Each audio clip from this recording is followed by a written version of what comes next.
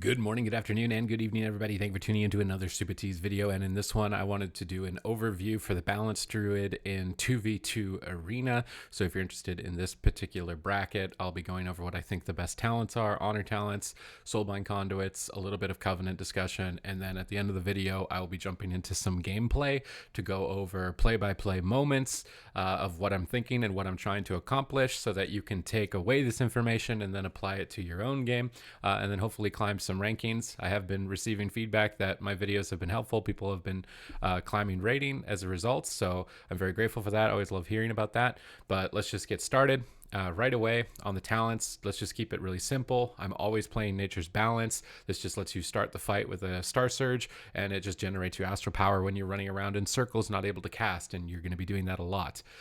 I have been now particularly opting for Wild Charge in the level 25 row. The utility of being able to root a target in bear form, being able to leap backwards in balance, or leap forward in travel form.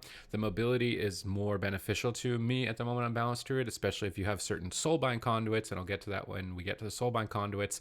The renewal heal feels a bit unnecessary, and the Tiger Dash just feels like a much longer cooldown. It's not as fun, honestly, and doesn't get as much value as Wild Charge. So I would recommend Wild Charge only. I am only running Guardian Affinity at the moment. I have never used Restoration Affinity or Feral Affinity as a Balanced Druid at the moment. There's never been a need to, and you more often than not need a little bit of the extra damage reduction, and Incapacitating Roar into Cyclone is a really good crowd control. Incapacitating Roar period is a really good crowd control, and getting Frenzied Regeneration is one of the main reasons why you'll survive as a Balanced Druid. So if you just want the cookie cutter go here, Guardian Affinity all of the time. You would never really run Feral Affinity. The game is too bursty. I used to run this in the past, but it's just at the moment you can't get away with it. Resto Affinity has too many drawbacks. The Swiftmen consuming a hot that was iterated into Resto Druid also applies to Resto Affinity, so it takes a lot of global cooldowns for a very lackluster heal. While you do get Ursul's Vortex, it also DRs your Typhoon, which is baseline, which is a bit of a drawback, and you get Wild Growth. Now, maybe if you got Life Bloom, maybe, but Wild Growth is just not helpful, especially in 2v2. Now this third row, or fourth row, level 35, gets a little bit more complicated. If you're running against healers that aren't able to escape roots, so non-Resto Druid healers, Mass Entanglement is still very good. It guarantees that you get 8 seconds of crowd control. But against teams that don't have a healer or don't have a Resto Druid, I find Mighty Bash to be a little bit better. But you can still use Mass Entanglement when it's a melee attacker or you're playing with a class that has a lot of stuns, right? So if a Ret Paladin or a Rogue, Paladin in general, Rogue in general, you can just opt for Mass Entanglement for extra roots. It does get a lot of value overall, and this may sometimes come into personal preference for yourself. I'm finding myself more often than not running Mass Entanglement and playing this very distanced Balanced Druid, trying to avoid a fight and rooting targets and being annoying. In 2v2, when playing double DPS, I would recommend running Incarnation Chosen of Elune.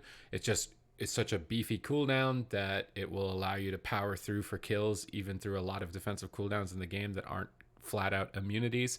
And I personally enjoyed playing double DPS a lot more than healer. I don't think I would ever want to play with a healer, although maybe it is better as a Holy Paladin Boomkin. I would debate that it is.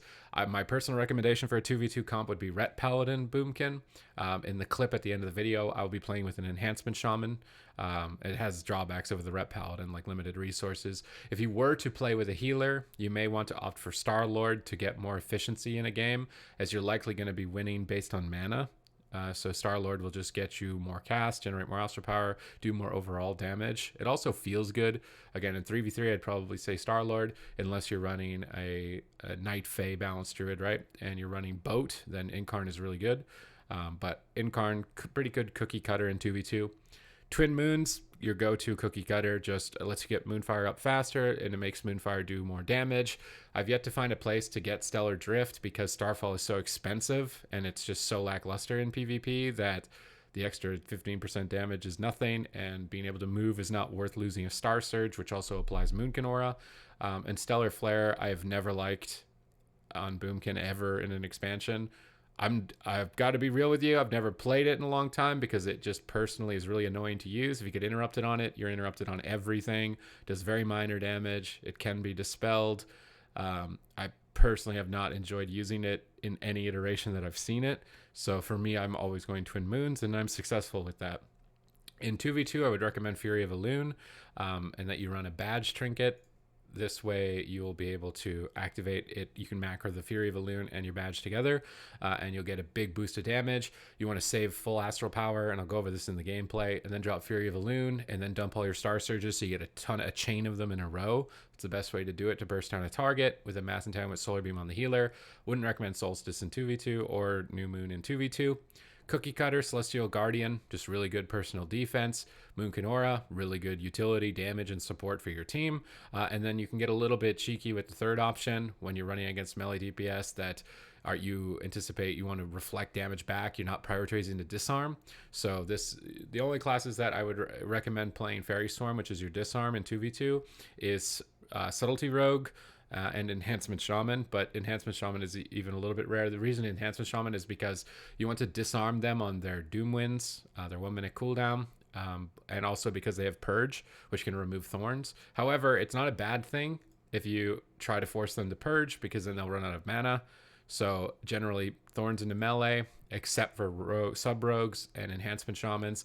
If you're running into anything else, you can run Protector of the Grove for more healing on your allies. That you can get really creative, and it's almost just personal preference. Deep Root, so that the rooted targets can take a little bit more damage while you're trying to kite them around the map, and potentially Moon and Stars. But in 2v2, if you're running double DPS, this is a really risky one. And then High Winds is tough because getting Cyclones with double DPS is also pretty tough, so I go for a little bit more of ease of use. When we jump into Soulbind Conduits for 2v2, it's very similar. If you're Kyrian, you're always going to be running Pelagos. You're going to want to get Fury of the Skies. If you're running Night Fae, Fury of the Skies you don't need. But as Kyrian, you want Fury of the Skies. This gives you more damage on your dot targets. This is a mandatory conduit. While Honed Instincts, when you dip below 40%, you'll automatically cast Frenzy Regen. And this is the main reason you don't really need Renewal. And then Precise Alignment. Now, if you're running Boat, this one is a little bit of a weird one because it makes your Incarn or Celestial Alignment last longer, which means you have less time cycling between eclipses. So sometimes you can go for Endurance, a second Endurance conduit. You can go for Innate Resolve or Ursine Vigor. These ones, in my mind, are a little bit more interchangeable if you're having a hard time farming them. However, I'd prefer Innate Resolve over Ursine Vigor at the moment, which is why I've got that in the Endurance conduit, and then Let Go of the Past. And I'm pretty much never changing this.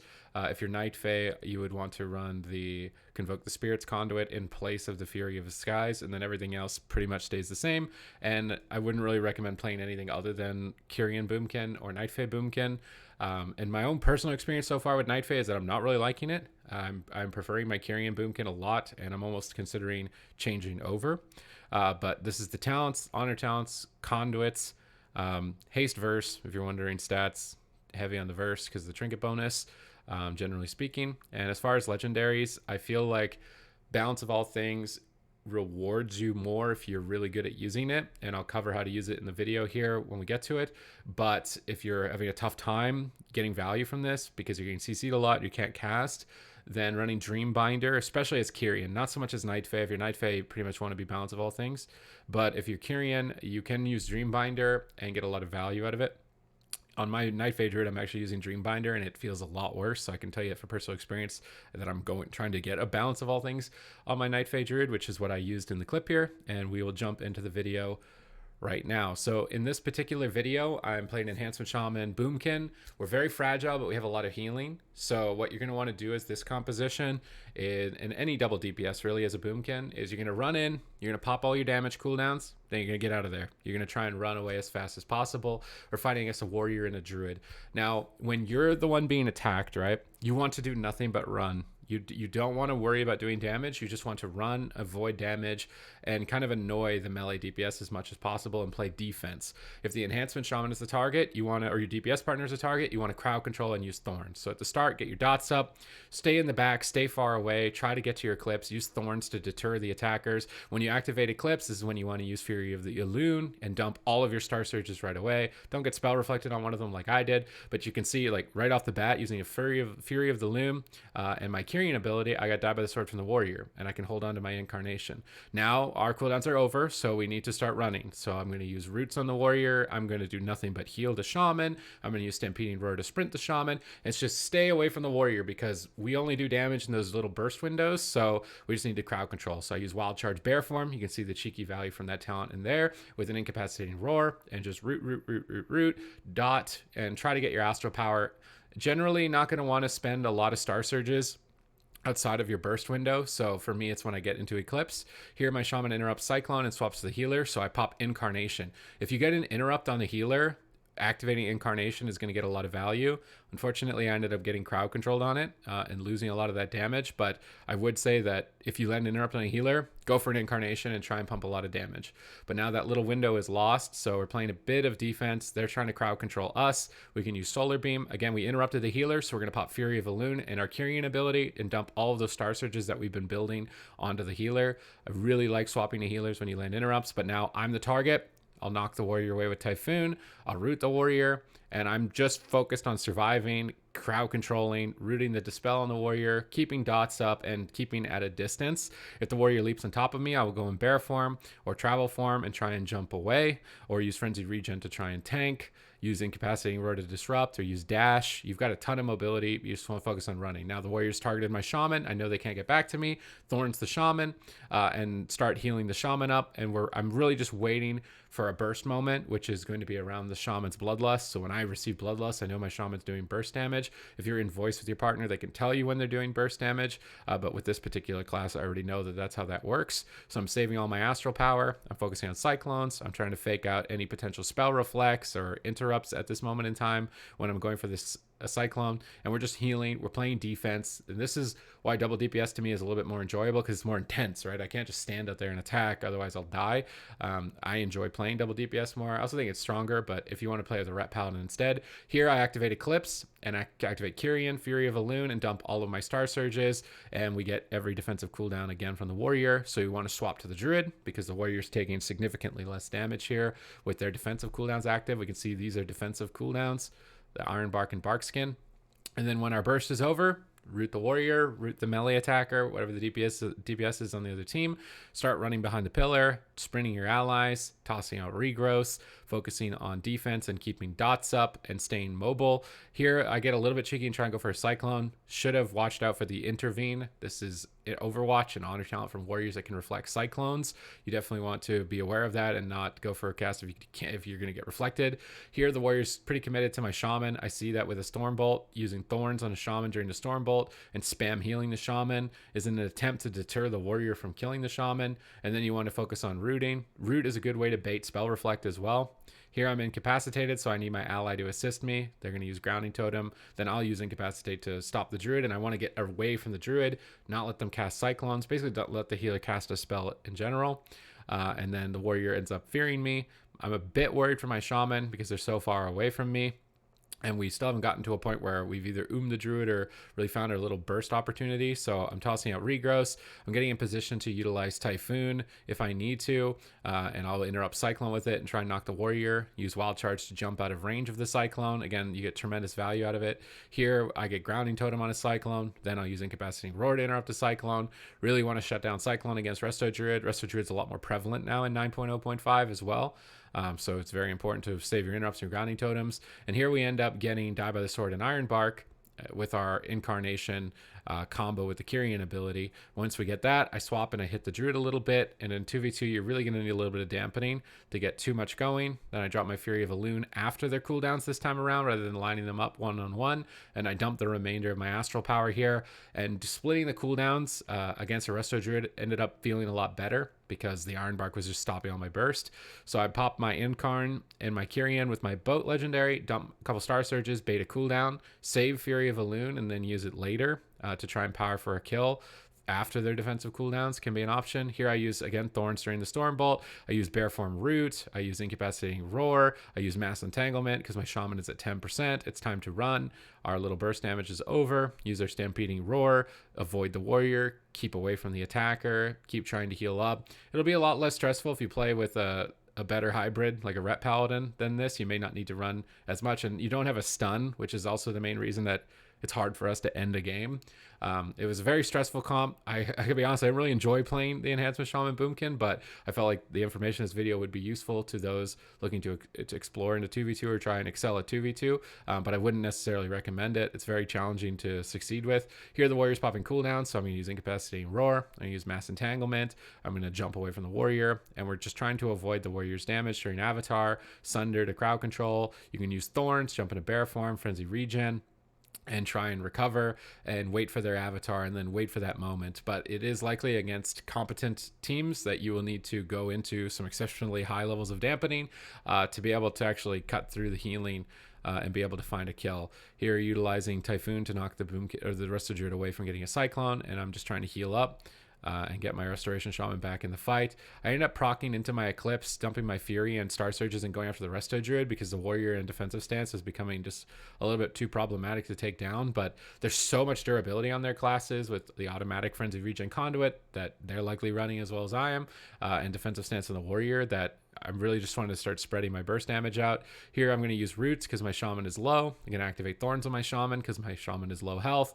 I'm going to try and toss out heals, using Capacity Roar to stop Cyclone, knock the Druid away. Again, you're always focused on the Druid, trying to interrupt incoming crowd control or incoming regrowths. Those are the two main spells against the Resto Druid. So if you have a Solar Beam or you have a Wind Shear, you want to utilize it during that time. And then when you don't have any crowd control, just Cyclone the attacker here. I'm going to Cyclone the Warrior, run behind the pillar, try and heal up. And now that we're in dampening, and this is kind of where the game actually begins in a lot of 2v2 matches, assuming that you're fully geared and reasonably experienced, you want to start focusing on setting up those burst windows. So I'm moving into Solar Eclipse, which means I need to cast 2 Starfires, or I can wait 8 seconds for my Incarn and reset my Eclipse cycle. It's very difficult to actually cast 2 Starfires. Here the Warrior's going after my Shaman. I utilize Thorns again. And they Tremor Totem my Fear. That's a great use of utility to help me out. And we just pop Incarn, we pop our cooldowns, and because it's dampening, we actually are able to kill the target. So that is the main objective in most matchups, is you're going to run in, you're going to pop all your burst, you're going to kind of field out, is the enemy team competent and geared?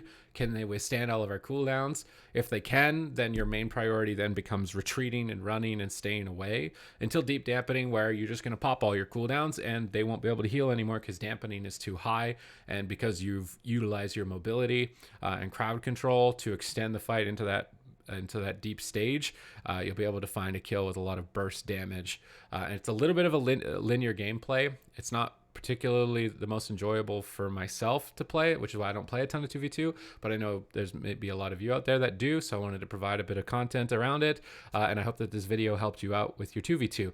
Thank you again very much for watching. If you liked the video, leave it with a thumbs up, comment down below with future video ideas that you would like to see. What can I be pumping out to assist you in your goals and achievements in World of Warcraft?